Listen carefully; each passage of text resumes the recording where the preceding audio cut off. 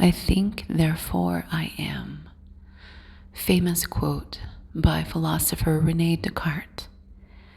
What's interesting is that when I first studied René Descartes and this quote, my mind latched onto it as something that was important to understand.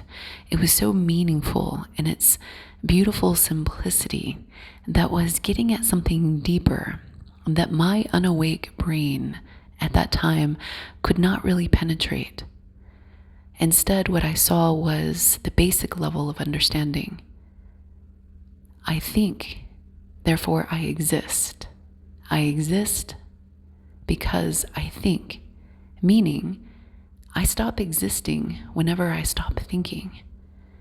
And even though we actually know from eons of Eastern philosophy and Eastern spirituality, that when our physical form ceases to exist, we actually, the essence of us, still somehow persist out there in the ether, out there in the beyond. But at that time, I was traditional materialist reductionist, atheist. Sometimes I would border on agnostic, but I didn't believe in anything otherworldly. And so my mind would chew on this for a bit, and I would wonder about the deeper meaning. Could it really be that simple? It wouldn't be until much later in life, after my awakening, that I would have a different framework for which to experience this quote. And you know how sometimes you'll read something for the second time and you'll get something completely different out of it, or you'll watch a movie and it'll hit you very, very differently. The reason that it does so is because we continue to evolve and to grow and to expand.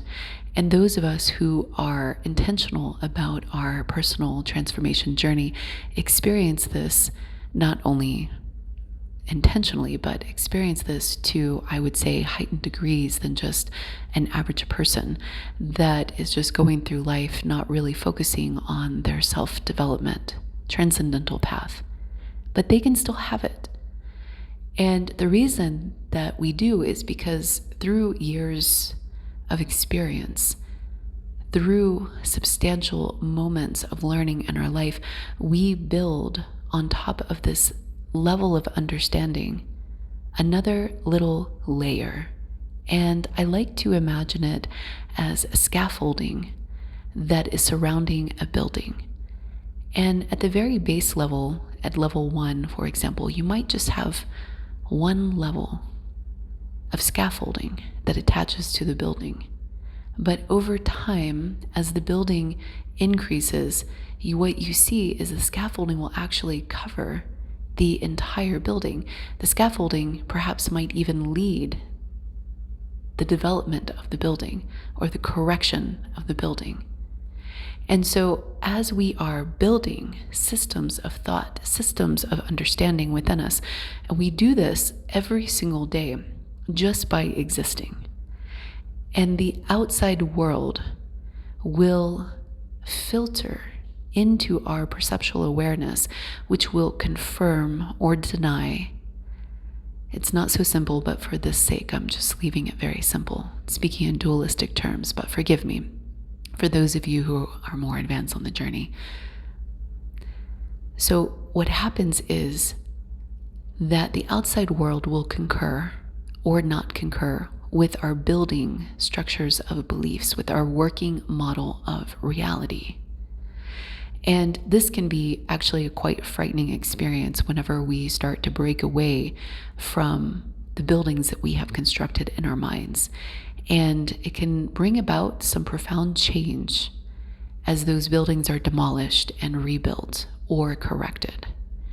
Some of those realities that confront us are and can be quite unsettling. And it can be in our personal life, from figuring out that there's a side to somebody that we didn't know that is not in alignment with us, that doesn't resonate with us, and is deeply disturbing in some cases, all the way to our political structure, our monetary structures, like understanding how capitalism goes wrong in some situations, understanding it's deeply terrifying to be a consumer in late stage capitalism structures, because you realize that this belief system that you had needs to be updated, and the confrontation of that reality can be very, very challenging at times. There are pros and cons to every system, but when you're living in one that you expect to be aligned with certain principles like protection of the consumer or equality, and you realize that in practice things fall through the cracks and there is a general sense of apathy and uncaring about the end product, even on children. I've been the recipient of diapers that have seemed like they were housing chemical bombs inside of them that were so noxious, releasing noxious fumes that actually burned my nostrils and stunk up my entire room, even though the diapers were in a drawer. Now imagine putting that on our baby's delicate skin, on their most intimate sections of their body, as though their skin is not porous, actually extremely so, and doesn't absorb those chemicals. And then when you do research into this, what you'll find is that there are many class action lawsuits against certain brands for chemical burns. Wow. Like, holy F, what kind of world do we live in where we don't protect our children? And as consumers, whose responsibility is it to be hypervigilant? Is it ours or is it the companies? And my personal opinion is that it's the companies.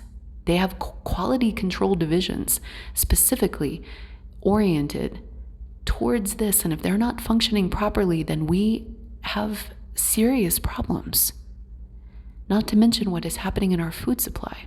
But that's neither here nor there for this conversation. So when you are confronted with tough realities, it forces you to undergo a revision of this mental idea that you carry in your mind about the way that the world works.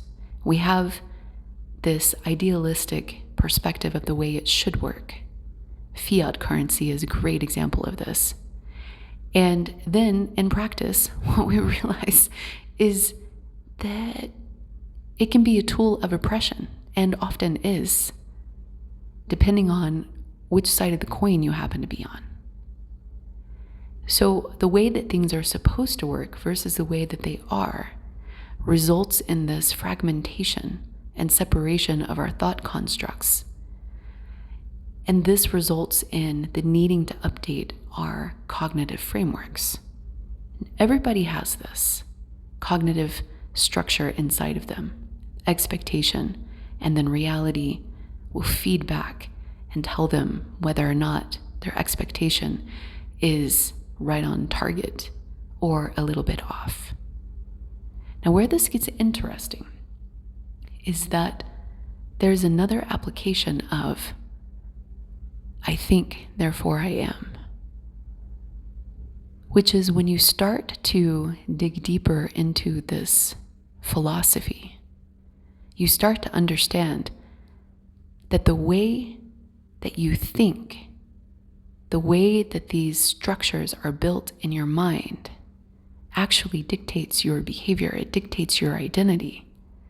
Perhaps dictates is too strong of a word because it has a very strong causal mechanism behind it, when I actually see it as more of an interdependence, in that you change who you are because you change how you think. Your identity actually shifts as a result of your thinking shifting. The way you show up in the world shifts, and the way the world responds to you shifts. But the reverse is also true. And so you can actually get at it in either direction. And what this means is that if you understand how you think, then you understand how your reality is generated. It also helps you understand how you might be vulnerable to somebody trying to force you to think in a certain way, to force you to become something that perhaps inside you don't want to be. And when you understand that the thinking mind can easily be spun around in circles, which can then change a set of identity patterns within somebody, load different identity modules, so to speak, and create almost like machines acting in the world if they happen to be unconscious. And this is what propaganda does. Propaganda's sole intent is to influence the way that you see the world. But what's the harm in that? Because ultimately, it changes the way you think, and that changes the way you behave. And it trickles down, and that changes the external world. And so by understanding that we all have this cognitive map inside our minds, now we can take principles like spiritual awakening, which is something that a lot of my listeners have had or are currently undergoing, myself included. And I remember when I first had mine, and I love this detail because I find it to be so highly significant and suggestive that the construct of reality that I held in my mind, I'm not going to speak for you, but just for myself, is not the way I thought it was. How does an atheist scientist who doesn't do yoga, doesn't do meditation, who doesn't read books about spirituality, has no interest in it, was not a seeker, doesn't go to church, how does somebody like that have a spontaneous spiritual awakening? This is actually a really, really important question. How does somebody have a spontaneous spiritual awakening when they don't want it? They didn't sign up for it. They weren't looking for it. They weren't even exposed to it. A couple of friends here and there, but not highly suggestible type of person. In fact, tend to be quite independent-minded and stubborn, which got them into trouble quite often in their life. So they're not highly suggestible and easily hypnosed. Even went to one of those shows one time, found out that they're definitely not susceptible to hypnosis. How does that happen? So this was my story, obviously you already knew that, but I started experiencing differences in my body, my physiology, my emotions, and my so-called abilities, my human abilities.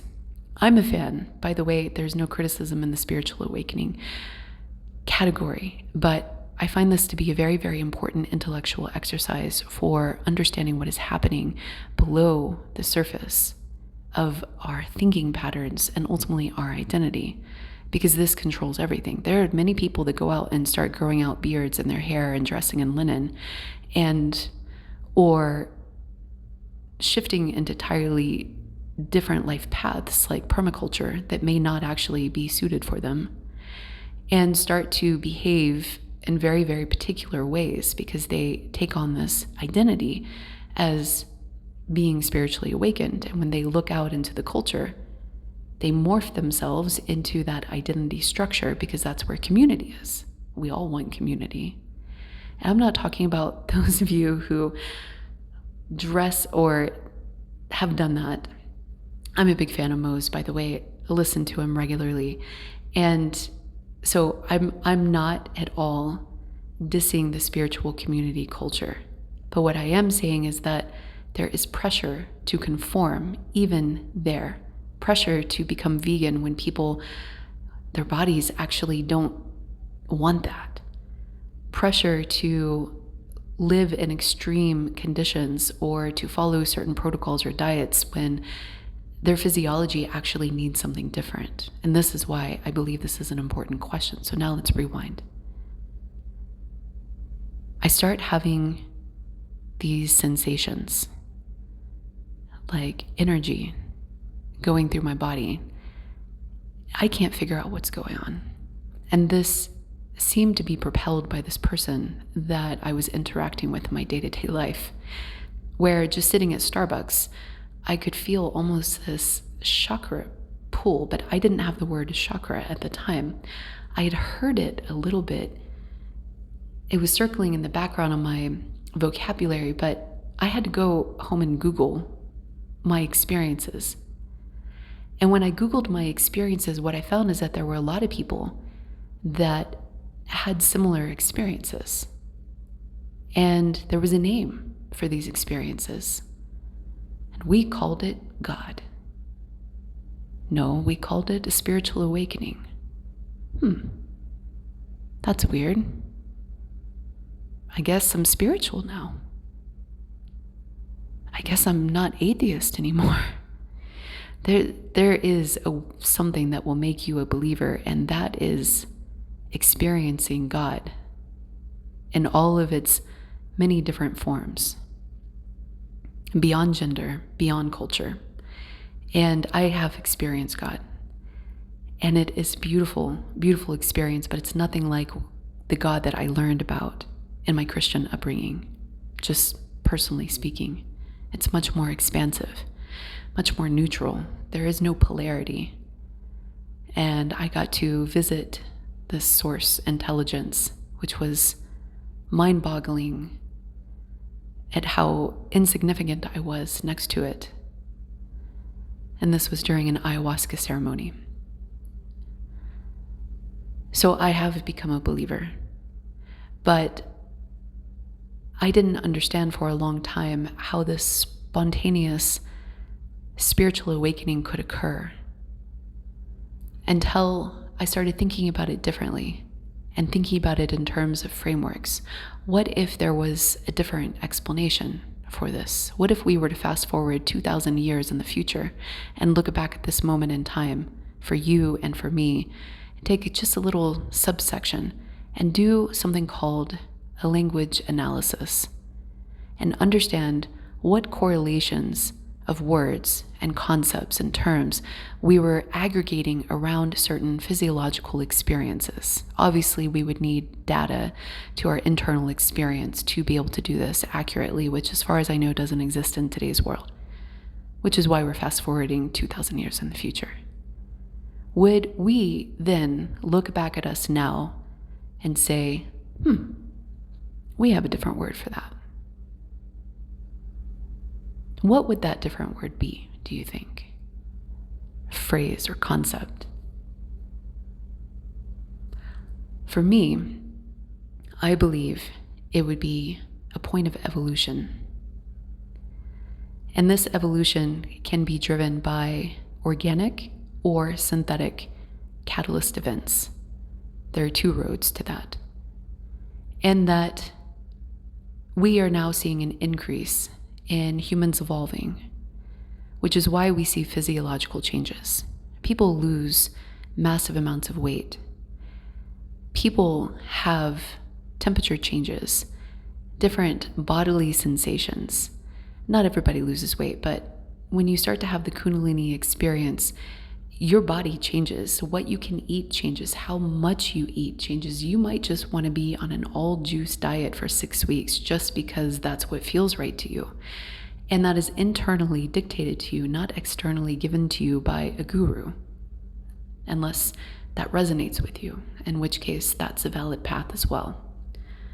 And so what happens is that we start to understand the way that we construct the world in our minds is reflective of who we are inside, but also the reverse is true too. And now we start to understand that this attachment that we have to certain concepts and frameworks are really just decision points in time that lead us to different paths. And that if we were to fast forward 2,000 years in the future or 2,000 years in the past, we might have a completely different name for it.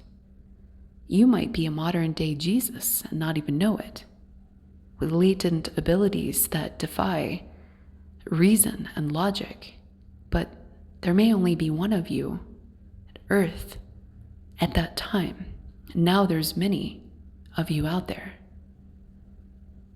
And so as a result, we start to see and tease out these structures of being, these states of humanity that we exist in our everyday world. And we start to realize that being human is incredible, no matter what we call it.